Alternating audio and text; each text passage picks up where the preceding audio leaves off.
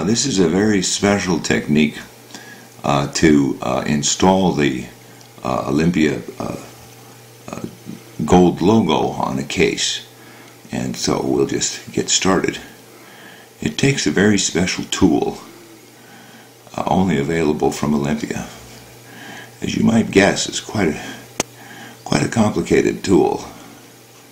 Something you might not be able to do at home, but if you've got the right tool, it's fairly simple.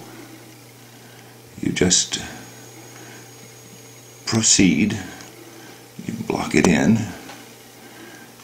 It's quite satisfying when it works out well, because you have just so, and that's the way it's done.